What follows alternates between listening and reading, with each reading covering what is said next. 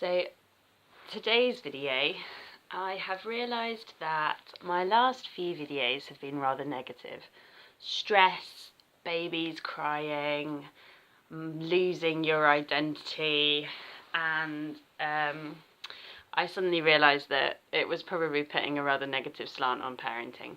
So in this video, I would like to talk about the development of the very special, unique bond between a parent and their baby, and the process of developing attachment.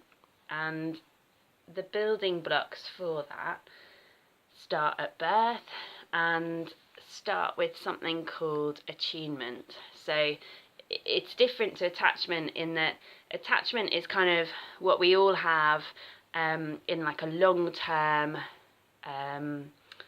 sustainable thing.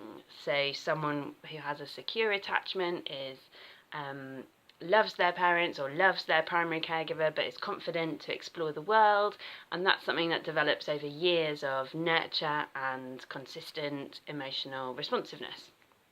Now, attachment develops through tiny little moments of attunement, and attunement are, you have moments of attunement thousands and thousands of times through your process of parenting and your process of being with your children. So attunement is the building block of developing a good, positive, loving relationship with your children.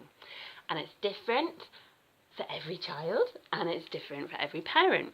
But attunement is not just something that's for parents. I mean, we have it with relationships in our own lives as well. So if you have a deep attunement to someone, or if you have a connection with them, it essentially means that you have a bond, that you're in a conversation and suddenly there's this moment where you just connect, and it's this deep connection, but it's not sustainable.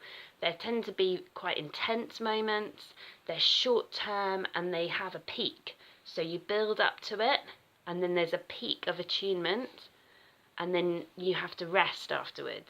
But that building up of excitement and that connection releases lots of oxytocin in us when we're with friends and when we're feeling listened to and connected. And also, particularly with babies, when they have moments of attunement with you, moments of connection, that gives them a big rush of oxytocin, which is, as we talked about earlier, their pleasure drug, the one that rushes over their chemicals and rushes over their brain and really helps their brains to develop positive connections and synapses across their brain to help them know that they're loved, that they're secure, and that they know where to go to in stress and in difficulty. I know. But as I said, these moments of attunement are not sustainable. So if you think, oh no, I've got to sit and play with my baby and stare at them and smile at them and have playtime all the time, it's just not possible. And it's actually something that babies can't cope with as well. Like, little ones get tired very easily and overstimulated very easily. So particularly when they're very little, these moments of attunement are very short and interspersed with crying. so don't expect too much from them.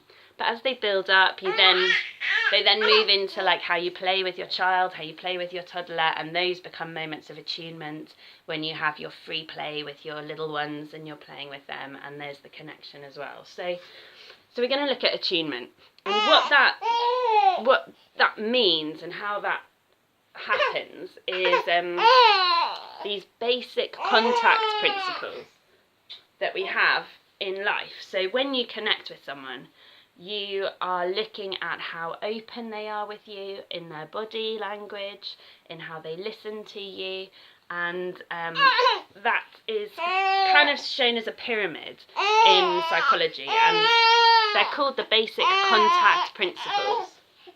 You're not going to let me do this, are you? I had thought that we would have some wonderful moments of attunement that we could video, but it's not happening.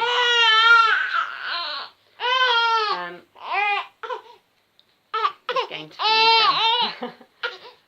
So,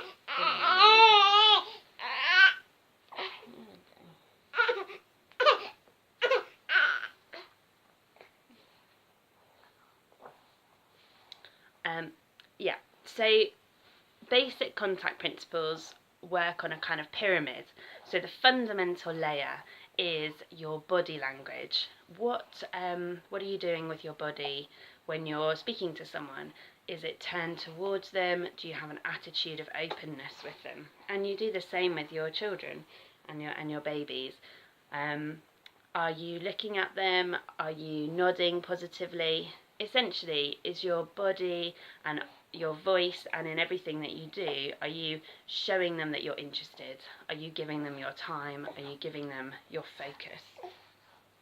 And that's why it's difficult to sustain, because the reality is that very often you need to be doing other stuff in the house and you can't sustain that level of intense attention and active listening and responsiveness to your children. But moments of it regularly are really, really good, beneficial. I mean, that's sort of common sense, but it's not sustainable, and it shouldn't be, and it's not good for them if it is. There's balance of those experiences. So your body language and your verbal feedback to your child is positive and open, and this is the same in life as well. So you build on what that person is saying, you give them time to wait, and then you build on what they've said and respond back. You mirror what they're saying and respond back. And in doing that, you're creating an exchange that grows. So with a baby, they might gar. I was going to practice, but Gabriel's not in the place to do attunement at the moment. So they'll go, ooh, and you go, ooh, and then they go, ah, and you go, ah. And as that happens, you're building up their excitement. And so there's an excitement building up, and there's a connection building up, and then it peaks. And at that peak, they've got a rush of oxytocin, which really gives them a massive pleasure rush, and they have a pleasure from connection with you, and a pleasure from the play, and a pleasure from the whole experience. And then it builds down, and then it sort of tapers down to a rest.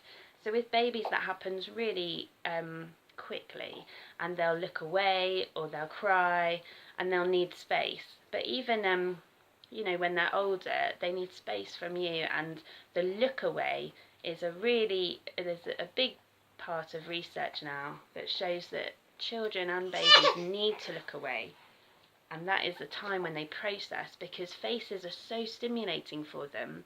They're geared up to focus on faces, and they use a lot of their energy to process that face. So it's overstimulating for them. So they need to look away, and they need to think. That's like their thinking time, that's their space where the synapses will connect in their brain. So there's a balance of looking at the face, building up, exchange, peak of the attunement, peak of the interaction, and then a rest period where that kind of gets consolidated in the brain, and the connections are forged.